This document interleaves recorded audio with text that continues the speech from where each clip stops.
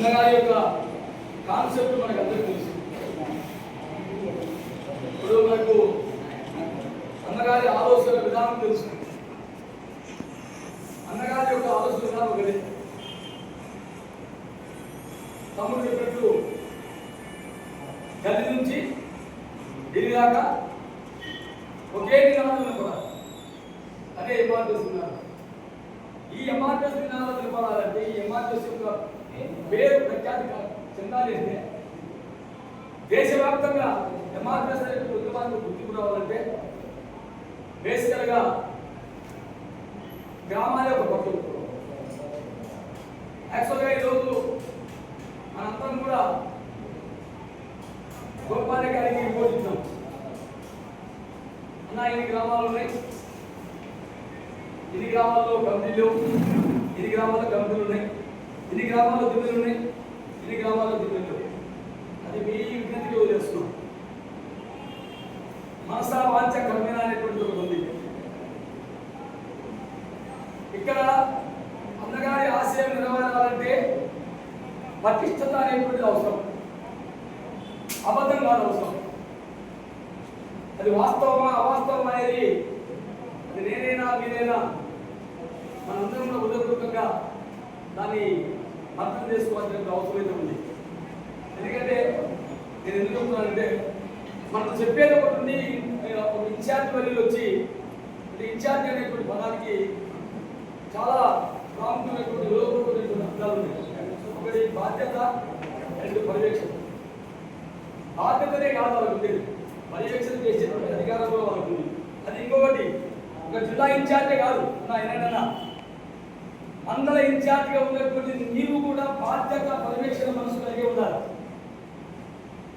అది ఎవరైనా సరే గ్రామాల్లో ఉండేటువంటి అధ్యక్షులు కావచ్చు, మండలాల్లో ఎన్నుకోబడినటువంటి అధ్యక్షులే కావచ్చు, ఎవరైనా సరే మానిటరింగ్ చేసి పర్యవేక్షణ చేసి సరిచేయాల్సిన బాధ్యత మండల ఇన్ఛార్జిగా మీకు ఎంతుందో, అదేవిధంగా ఇన్ఛార్జిగా కో ఇన్ఛార్జిగా ఉన్నటువంటి మాకు కూడా అదే బాధ్యత మేము కూడా కలిగి ఉంటుంది. సోదరులు గమనించండి, దయచేసి ఇచ్చిన రిపోర్టు ప్రకారంగా ప్రతి గ్రామానికి ప్రతి మండలానికి 50 రోజుల్లో ఖచ్చితంగా వస్తాం. అంటే మేము ఇన్ఛార్జి గారు ఇంకొకటి నిర్ణయించుకుని కాదు, అన్నగారి యొక్క ఆలోచన విధానం. ఏదైనా సరే జరిగే ప్రతి పని కూడా పటిష్టంగా ఉండాలి అంటే, ఎంఆర్పిఎస్ నినాదం ఢిల్లీ దాకా వెళ్ళిపోవాలంటే ఆయన ఉద్దేశం ఒకటే, అప్టు పాఠం చాలా క్లియర్గా ఉండాలి. మాటలొద్దు అది కావాలి. ఇప్పటికే 6 నెలల్లో చాలా మంది కూడా నా మీద కొద్దిగా తలుపుకున్నారనేది నాకు అర్థమైంది. పొరిగిస్తున్నాడు, నా ఫోను అసలు గ్యాపే ఉండదు అంటే గ్యాపే ఉండదంటే అక్కడ గ్యాప్ లేదు, ఇక్కడ గ్యాప్ లేదు, పైన ఇక్కడ గ్యాప్. కాబట్టి ఇప్పుడు కూడా గ్యాప్ ఉండదు. కాబట్టి అందరం కూడా ఏం చేసినా, మేము చేసినా, మీరు చేసినా అన్నగారి యొక్క ఆశయాల కొరకు, మన జాతి యొక్క పటిష్ట కొరకు పనిచేస్తుంది కనుక దయచేసి అందరూ కలిసి కూడా బాధ్యత రహితంగా దయచేసి అర్థం చేసుకుంది. బాధ్యత రహితంగా మాత్రం పనిచేయదు. ఒకవేళ బాధ్యత రహితంగా పని చేయాలి, నేను బాధ్యత దగ్గర ఉంటే నా ఇష్టం అనుకుంటే కొత్తగా ఒక ఇష్టం తప్పుతున్నాం లేదు.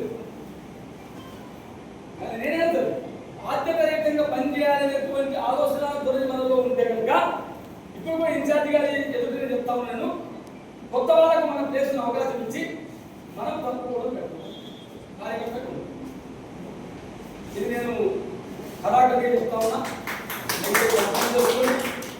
ఖచ్చితంగా పర్యవేక్షణ అయితే ఖచ్చితంగా ఉంటుంది. ఇప్పుడు మందకృష్ణ మాదిక్ గారు 40 రోజుల కోర్టు విలేజ్ కార్యక్రమాన్ని ఇచ్చినందుకు మనకు గ్రామాలకు తరలండి, గ్రామాలలో పెండింగ్ ఒక పక్క విద్యా నైపుణ్యతను తెలియజేస్తూనే ఒక పక్క కమిటీ నిర్మాణాలు పూర్తి చేయండి, జిల్లాలు పూర్తి చేయండి, జెండాలు ఎగరేయండి అని చెప్పి సభ్యులు ఇచ్చినాడు. ఆయన మళ్ళీ ఎప్పుడు 50 రోజులు ఇచ్చినాడు, మళ్ళీ చేయము. ఇది మనకు సిగ్గుచేటే కదా.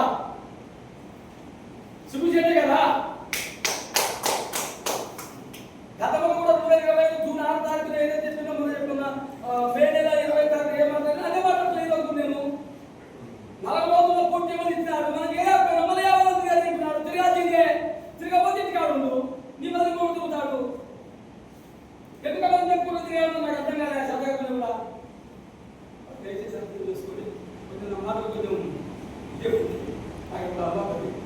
కాబట్టి దయచేసి అర్థం చేసుకోండి. ఎక్కడ ఏ పని ఇచ్చినా ఎంఆర్పిఎస్లో ఎదిగినటువంటి మనము ఒక సైనికులాగా పనిచేయగలిగితే కనుక ఖచ్చితంగా అందగాల్సిన పని సంపూర్ణ కూడుకుని కాబట్టి రాబోయే తరంలో పేరు తెలుసుకోవాలంటే ఆ విధంగా పనిచేయాలని తెలియజేస్తూ